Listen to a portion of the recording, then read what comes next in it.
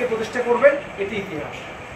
এটা যখন নিউজ আসবে, এটা যখন টিভি চ্যানেলে আসবে, দেখবেন এটা কারা করছে সব জানাশোনা হয়ে যাবে। তো তখন কিন্তু আপনাদেরকে বলবে যে আমি চেয়েছিলাম একটা ক্লাব করতে, আমি এভাবে আগাইছিলাম, আমি 2000 সালে উদ্যোগ নিয়েছিলাম, বিভিন্ন কথা আসবে যেভাবে এসেছে পটিয়া ক্লাব। আমি যখন ঢাকা উত্তরা ক্লাবের সেক্রেটারি ছিলাম, আমি আলারবা ইসলামিক উত্তরা শাখায় ছিলাম 8 বছর।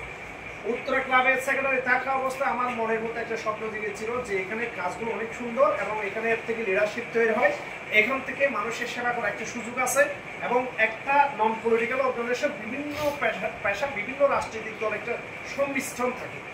এই সংগঠনটা যদি আমি পটিয়াতে করতে পারি তাহলে আমাদের পটিয়াটা অনেক দূর আগাবে এবং সামগ্রিকভাবে পটিয়ার উন্নয়ন হবে।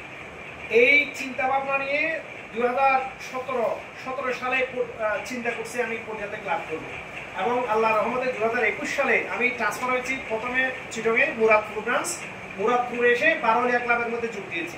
বারোলিয়া ক্লাবের মধ্যে আমি 1 বছর 13 বছর মতো কাজ করেছি।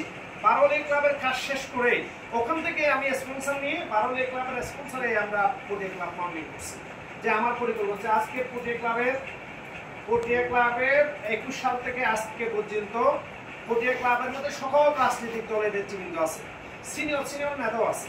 তো যারা এই যে একটু আগে আপনাকে বলছিল এই ক্লাবের মধ্যে কোনো রাজনীতি নেই, এই ক্লাবটার মাধ্যমে আমরা পটিয়াতে বিভিন্ন ধরনের সেবা কার্যক্রম করি। আগামী শনিবার আমাদের আশরাফি একাডেমি একটা আছে, পটিয়া যাওয়ার সময় বাইপাস ফেলে একটু করে গিয়ে মডেল মসজিদ ঠিক অপোজিট আশরাফি একাডেমি মেন রোডে, ওই আশরাফি একাডেমি একটা এতিমখানা মাদ্রাসা, ওখানে আমরা যারা অসচ্ছল পরিবারের সন্তানরা আছে তাদেরকে আমরা ব্যাগ বিতরণ করবো।